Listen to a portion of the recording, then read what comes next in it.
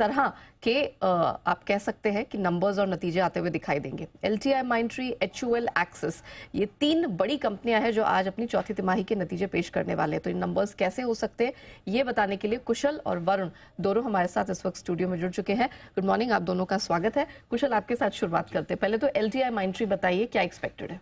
बिल्कुल, मॉर्निंग नेहा। देखिए, LTI, Mindtree से नंबर्स थोड़े डीले डाले ही रह सकते हैं क्योंकि आईटी कंपनियों में के अभी अब नंबर्स भी देख रहे हैं तो बहुत ज़्यादा वहाँ से आपको एक्साइटमेंट निकल कर नहीं आ रहा है। तो नंबर्स के लिहाज से सबसे पहले 1% तक की गिरावट रेवेन्यू फ्रंट पर क्वार्टर ऑन क्वार्टर बेसिस पर 8,930 करोड़ पर यह आंकड़ा रह सकता है। साथ ही कंपनी की जो डॉलर आय है वहाँ पर भी ऑलमोस्ट 0.25% तक की गिरावट एक्सपेक्टेड है। 107.5 करोड़ डॉलर्स पर यह कंपनी दर्ज कर सकती है। कामकाजी मुनाफे के लिहाज से 1340 करोड़, 3.5% तक की गिरावट, और मार्जिन क्यू बेसिस पर 40 बेसिस पॉइंट्स गिरकर 15% पर हम एक्सपेक्ट करके चल रहे हैं और मुनाफा भी करीबन 1.5% तक की गिरावट दिखा सकता है। जहां तक मैन्युफैक्चरिंग वर्टिकल का सवाल है वहां से तो अच्छा प्रदर्शन संभव है, बट ऑफ कोर्स आपको अन्य वर्टिकल्स देखने होंगे कि किस तरह का वहां पर परफॉर्मेंस आता है, और आय और मार्जिन गाइडेंस समेत जो डील पाइपलाइन है उसको लेकर हमारी नजर रहने वाली है। ये तो बात होगी LTI, माइंडट्री की, लेकिन HUL इसको लेके सब कुछ ठीक ठाक है या कुछ दिक्कत है? देखिए, यहाँ पर प्राइस कट्स जो आते हुए दिखे थे उसके बाद आपको इसका इम्प्लीकेशन इनके नंबर्स पर भी आता हुआ दिख सकता है। तो ओवरऑल रेवेन्यू फ्रंट पर करीबन 1% तक की गिरावट के साथ 15,127 करोड़ पर कंपनी अपना टॉप लाइन दर्ज कर सकती है। कामकाजी मुनाफा भी 3% तक की गिरावट दिखा सकता है। 3,480 करोड़ के आसपास यह आंकड़ा कंपनी दर्ज कर सकती है। 50 बेसिस पॉइंट्स वायवे बेसिस पर आपको मार्जिन भी लुढ़कती हुई नजर आ सकती है। 23% हमें अनुमान लगाकर चल रहे हैं, और मुनाफे में भी 6% की कटौती के साथ 2,454 करोड़ पर कंपनी ये आंकड़ा दर्ज कर सकती है। ओवरऑल वॉल्यूम के लिहाज से देखेंगे तो 3% डोमेस्टिक वॉल्यूम ग्रोथ का हमारा अनुमान है, और रॉयल्टी में बढ़त से 40 बेसिस पॉइंट्स का यहां पर इस बारी असर हो सकता है। एड स्पेंड्स में बढ़त से मार्जिन पर थोड़ा दबाव आपको इस वजह से भी देखने को मिल सकता है। हालांकि होम केयर सेगमेंट में हल्की बढ़त हम उम्मीद लगाकर चल सकते हैं। तो ओवरऑल नंबर्स आप देखिए तो HUL के भी थोड़े सुस्त साइड पर ही देखने को मिल सकते हैं। तो डल सेट ऑफ नंबर्स दिखेंगे, but of course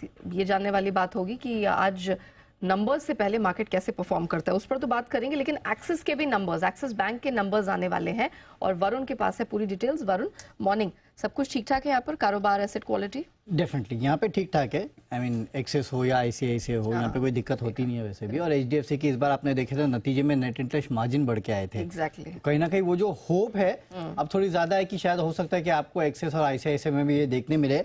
let's see क्या होता है। लेकिन अगर आप नंबर्स देखेंगे तो एक तो ये नंबर्स को ध्यान से देखना, क्योंकि आपको बेस में वो सिटी के इंटीग्रेशन का इम्पैक्ट देखने मिलेगा। तो वहां पे जो था वो कंपनी को घाटा था, करीब 5,700 करोड़ रुपए के आसपास का घाटा कंपनी को हुआ था। तो घाटे से फायदे में कंपनी आने वाली है, हालांकि उसके कारण कुछ और थे। इस बार अगर आप देखेंगे तो 6,250 करोड़ रुपए के आसपास के मुनाफे का अनुमान लगाया जा रहा है। जहां तक नेट इंटरेस्ट इनकम की बात है, 8.5% के आसपास की बढ़ोतरी जो है वहां होगी। लोन ग्रोथ 14 से 16% के आसपास आपको देखने मिलेगी। डिपॉजिट्स में अगर आप देखेंगे तो 13 से 14% के आसपास की ग्रोथ जो है वो ये बैंक डिलीवर करने वाला है। NPA की सिचुएशन ठीक ठाक रहेगी। हालांकि कॉस्ट ऑफ फंड्स ओवरऑल अगर आप देखेंगे तो पूरे बैंकिंग सेक्टर में इस बार बढ़ने वाले हैं। तो जाहिर सी बात है एक्सिस बैंक में भी आपको देखने मिलेगा, और इसके चलते हो सकता है कि नेट इंटरेस्ट मार्जिन में ये कंसेंसस है जो मैं बता रहा हूं आपको, 4.01% से गिर के 3.9%, 4% के आसपास की लोग बातें कर रहे हैं। लेकिन HDFC बैंक के जो नतीजे आए हैं उसके बाद शायद लोगों की उम्मीदें थोड़ी जाग गई है कि हो सकता है कि इस बैंक के भी नेट इंटरेस्ट मार्जिन जो है वो आपको या तो स्टेबल दिखने मिले, ज्यादा गिरावट वहां होने नहीं चाहिए। जहां तक स्लिपेजेस की बात है तो वहां पे ज्यादा बढ़ोतरी नहीं होगी। प्रोविजनिंग हो सकता है कि बैंक थोड़ा बढ़ाते हुए दिखाई देगा। ऑल इन ऑल अगर आप देखेंगे तो नतीजे अच्छे रहेंगे। कंपनी घाटे से मुनाफे में आने वाली है, लेकिन घाटे का कारण सिटी का इंटीग्रेशन था, वो एक वन ऑफ था। 6,250 करोड़ का मुनाफा इस बार करेगी, तो इस नंबर पे आप रखिएगा अपनी नजर। चलिए, तो एक्सिस बैंक में क्या कुछ एक्सपेक्टेड है ये तो बता दिया वरुण ने, बट ऑफ कोर्स जब नंबर्स आएंगे तभी पता चलेगा कि किस तरह का उन्होंने प्रदर्शन किया है। लेकिन वरुण, जरा ये बताइए, अब और भी बहुत सारी चीजें जो आपसे समझनी है, तो अभी तक कौन कौन से नंबर्स निकल कर आए हैं, जरा उनके बारे में डिटेल दे दीजिए, कैसे रहे हैं? तो ओवरऑल अगर आप देखेंगे तो नतीजे मिक्स टाइप के ही रहे हैं, जितने भी आए हैं FNO के और निफ्टी के। ओके। तो सबसे पहले यहाँ निफ्टी में टाटा कंज्यूमर्स इसके नतीजे आए हैं, और ये काफी हद तक अगर आप देखेंगे मिले जुले हैं। ऑपरेशनली स्ट्रॉन्ग नंबर्स है। जो कंपनी का ओवरऑल मुनाफा है वहां पे थोड़ी दिक्कत की बात है। अब मैं आपको बताता हूँ। सबसे पहले रेवेन्यूज 9% बढ़ के आए हैं, ग्रॉस मार्जिन बढ़े हैं 42% से बढ़ के 46%, यानी कि 4% के आसपास का इजाफा वहां पे देखने मिला है। मार्जिन 2% बढ़े हैं, 14% से बढ़ के 16% पे आए हैं, जबकि बाजार का अनुमान था ये करीब 15% के आसपास रहने का। तो वहां से अगर आप देखेंगे तो 1% के आसपास का बीट जो है वो साफ नजर आ रहा है। एक्सेप्शनल लॉस हुआ इस बार इस कंपनी को करीब 216 करोड़ रुपए के आसपास का। उसके कारण अगर आप देखेंगे तो कंपनी का मुनाफा जो है 212 करोड़ पे आया है, नहीं तो 380 करोड़ का अनुमान था। तो अगर आप एक्सेप्शनल लॉस को जोड़ लेंगे तो कंपनी का मुनाफा जो है वो बीट है। तो ऑपरेशनल बीट है, एक्सेप्शनल लॉस के चलते कंपनी का जो मुनाफा है वो आपको थोड़ा बहुत दबाव में देखने मिल रहा है। इंटरनेशनल बिजनेस करीब 7% के आसपास की बढ़त वहां देखने मिली है। इंडिया पैकेज बेवरेज बिजनेस अगर आप देखेंगे तो 2% की रेवेन्यू ग्रोथ है। फूड बिजनेस में करीब 20% के आसपास की रेवेन्यू ग्रोथ जो है वो देखने मिली है। 29 नए स्टोर्स स्टारबक्स के इन्होंने ऐड किए हैं और 7.75 के डिविडेंड का ऐलान भी इन्होंने किया है। इसके बाद एफएनओ में बात करें तो आईसीआईसीआई प्रूडेंशियल अनुमान से कमजोर नतीजे नजर आ रहे हैं। नेट प्रीमियम इनकम में 17% के आसपास की बढ़ोतरी है। एपीई 9.5% बढ़ा है। मुनाफा करीब 26% गिर के आया है, जबकि बढ़त का अनुमान था। वीएनबी 26.5% गिरा है अनुमान से ज्यादा। सॉल्वेंसी रेशियो 191 और वीएनबी मार्जिन 24.6, जबकि 26% के आसपास का अनुमान था। एमसीएक्स ग्रोथ है लेकिन अनुमान से कम, बाजार के अनुमान से कम है।